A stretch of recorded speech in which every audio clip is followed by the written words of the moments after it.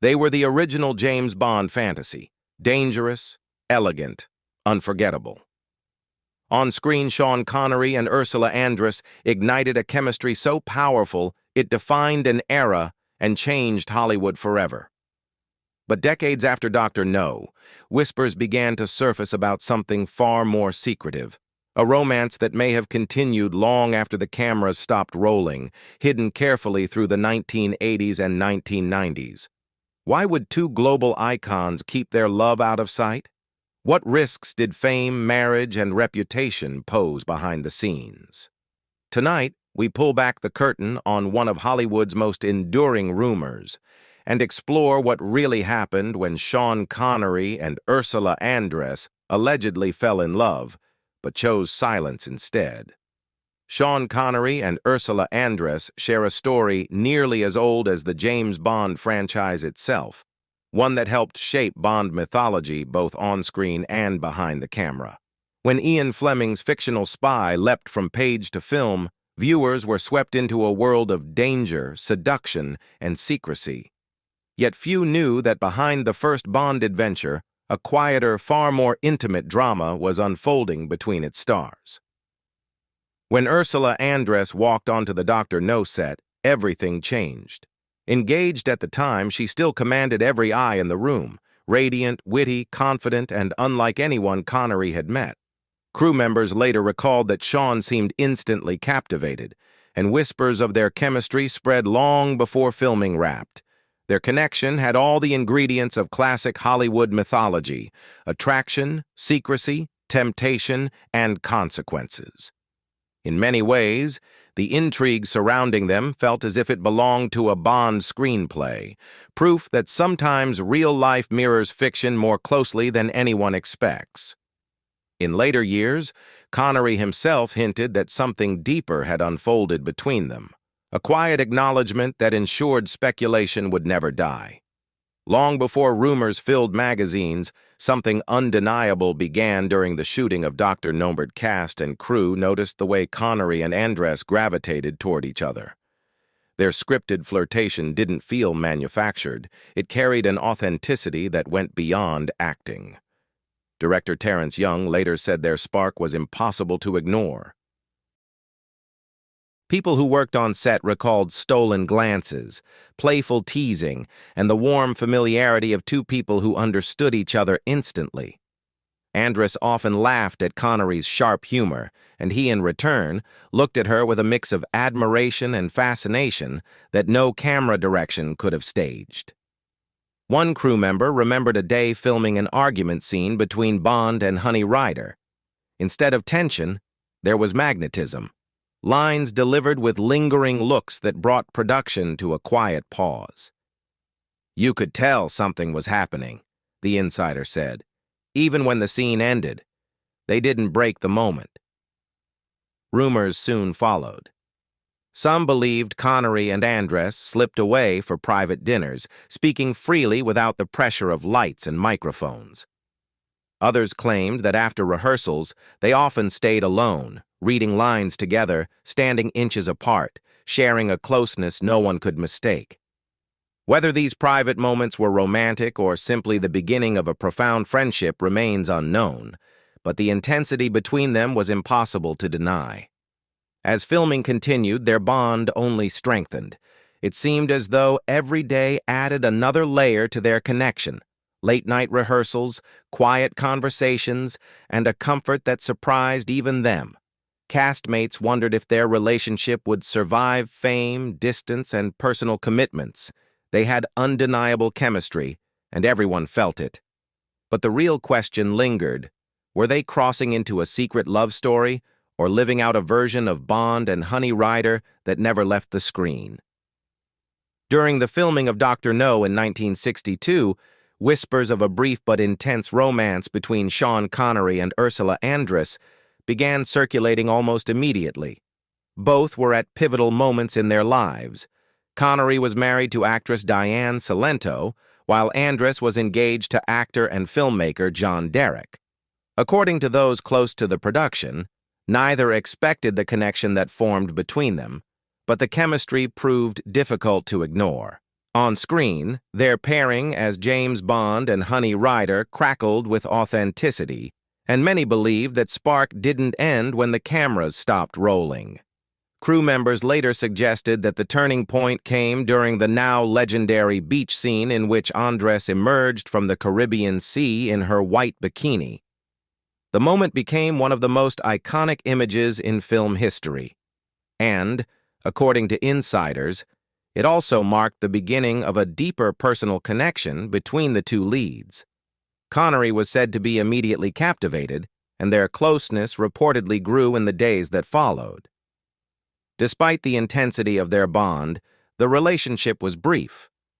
When Diane Cilento became pregnant, Connery chose to end whatever had developed between him and Andress, returning his focus to his family life. Years later, the story took an unexpected turn when Connery became the godfather of Andress's son, Dimitri Hamlin, born in 1980, a detail that only deepened public curiosity about the nature of their past. Neither Connery nor Andress ever confirmed the romance outright. In a 2012 interview, Andress spoke warmly of Connery, calling him a wonderful man and praising their time working together. When asked directly about the alleged affair, she declined to elaborate, offering only a knowing smile. What she did acknowledge openly was the powerful chemistry they shared, noting that it played a major role in the film's success. Actress Lana Wood, who later appeared in Diamonds Are Forever, would also credit Andress for setting the standard of what a Bond girl should be. As Dr. No neared completion, rumors about the pair reached a fever pitch. Andress's sudden absence from parts of the film's promotional campaign only intensified speculation, with some believing the studio intervened to prevent a potential scandal from overshadowing the launch of the franchise. At the time, protecting the image of the film and its newly minted star was paramount. Andress, who was just 25 during filming, later described Connery as charming, playful, and irresistibly charismatic. She recalled how he teased her on set, made her laugh, and helped ease her nerves as she stepped into international fame. Still, she remained careful never to confirm the rumors directly, leaving the true nature of their relationship deliberately undefined. Over the years, opinions have differed. Some believe it was nothing more than a fleeting attraction, while others insist it carried deeper emotional weight. What remains certain is that the silence surrounding their story only fueled its legend. Even decades later, the question lingers. Was their chemistry purely cinematic, or did Bond and Honey Rider share something real that was never meant to be fully revealed? Ursula Andress's sudden withdrawal from the Dr. No promotional tour in 1962 has remained one of the film's lingering mysteries. Officially, exhaustion was given as the reason. Behind the scenes, however, a more complicated narrative began to circulate. Some insiders later suggested that Andress was quietly sidelined to prevent unwanted attention, particularly rumors surrounding her closeness with Sean Connery, from turning into a public scandal. Others pointed to Andress's growing discomfort with how she was being presented during the press campaign. At just 25 years old, she found herself promoted almost exclusively as a sex symbol, with little acknowledgement of her performance or professionalism. According to people familiar with the tour, the relentless focus on her appearance left her frustrated and disillusioned, contributing to her decision to step away. The filming of Dr. No itself had not been without complications either. One scene originally called for Andress's character, Honey Rider, to be attacked by crabs while tied to the ground. When the animals arrived on set frozen and immobile, the moment fell flat. The scene was hastily rewritten, replacing the intended threat with a drowning sequence, an unintended but telling example of how improvisation and pressure shaped the production. Despite these setbacks, Andress's role in Dr. No catapulted her to international fame. The controversy surrounding her departure only deepened public fascination, turning her into an enigmatic figure almost overnight. To this day, the full truth behind her exit remains unresolved, leaving what many refer to as the Andres enigma firmly intact. Sean Connery's refusal to address the rumors only intensified the speculation. As the first actor to embody James Bond, his personal life was suddenly under global scrutiny. Some believed he was bound by confidentiality agreements designed to protect the film and its image. Others felt his silence was simply the choice of a man determined to keep his private life private. At the time, Connery was married to actress Diane Salento, though reports suggest the relationship was already under strain. Biographers have since speculated that Connery may have felt a genuine emotional connection to Andres, but recognized that the pressures of fame and the reality of his circumstances made any public acknowledgement impossible. Whether contractual obligation or personal restraint kept him quiet remains unknown. What is clear is that neither Connery nor Andres ever publicly confirmed the affair. Both spoke warmly of each other in later years, hinting at closeness without crossing into confession.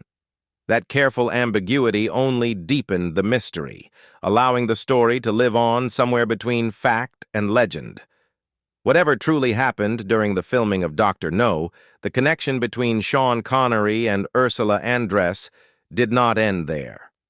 Over the decades, their relationship evolved into a lasting friendship marked by mutual respect and affection. They were often seen together in exclusive circles, from Monte Carlo to London and New York, and especially in Gstaad, Switzerland, where both owned homes. Connery frequently invited Andress to social gatherings, and those close to them described a bond that was warm, easy, and enduring. At its core was the foundation laid during their first collaboration. Connery's protective presence on set had helped Andress feel confident at a time when she was navigating sudden fame. Andress later spoke fondly of Connery's kindness and quiet support, traits that stayed with her long after the Bond years. Their friendship stood as a rare example of a genuine connection in an industry where relationships often dissolve under pressure. Long after the rumors faded, what remained was something steadier, a shared history that neither felt the need to explain. The rumored affair between Sean Connery and Ursula Andress has become a permanent fixture of Hollywood mythology, a story sustained as much by silence as by chemistry. Their connection on screen in Dr. No was undeniable, helping define not only the Bond franchise but an entire era of cinematic allure. More than 60 years later, the question of whether that chemistry crossed into real life still lingers. As the James Bond series grew into a global phenomenon, the speculation surrounding its first leading pair only intensified. Some believed the studio deliberately buried the story, fearing scandal would threaten the franchise before it had a chance to survive. Others suspected the rumors were quietly tolerated, even encouraged, as part of the mystique. Connery's Bond became a symbol of masculine confidence, while Andress's Honey Rider set the standard for the Bond girl archetype. According to Andress, Connery was always professional, but she admitted their relationship beyond the camera was complicated, marked by secrecy and discretion. Despite his reputation for romantic entanglements, Connery ultimately found stability in his marriage to French artist Micheline Roquebrune. Their relationship, which began in 1975 and lasted more than 4 decades until his death in 2020, stood in stark contrast to the volatility of his earlier marriage to Diane Salento. Built on trust and mutual respect, Connery's life with Micheline suggested a man who had finally found balance. Even amid lingering rumors and on-screen chemistry with later co-stars, those close to him were clear. His loyalty belonged at home. The Connery-Andress story endures not because it was ever confirmed, but because it was never resolved. Their partnership in Dr. No produced one of cinema's most iconic moments, the white bikini emerging from the sea, and helped launch one of the most successful franchises in film history. Off-screen, the unanswered questions became part of the legend, reinforcing Hollywood's fascination with secrecy, glamour, and what might have been. Born worlds apart, Andress in Switzerland, Connery in Scotland, their rise in the early 1960s placed them at the center of global attention. She was already an emerging European star. He was a former sailor and bodybuilder on the brink of stardom. Together they embodied a perfect cinematic collision. Connery's personal life remained complex, often controversial, and shaped by the era's attitudes toward fame and relationships. While his alleged involvement with Andress was only one chapter, it became one of the most discussed. And yet, for all the speculation, neither ever chose to fully explain. That may be the real reason the story endures. Was it love, timing, illusion, or simply two stars caught in the glare of history? The truth remains locked away, leaving audiences to wonder if some Hollywood stories are meant to stay unfinished. Let us know what you think in the comments below. And if you enjoy uncovering the untold love stories Hollywood tried to keep hidden, don't forget to like, subscribe, and turn on notifications for more stories just like this.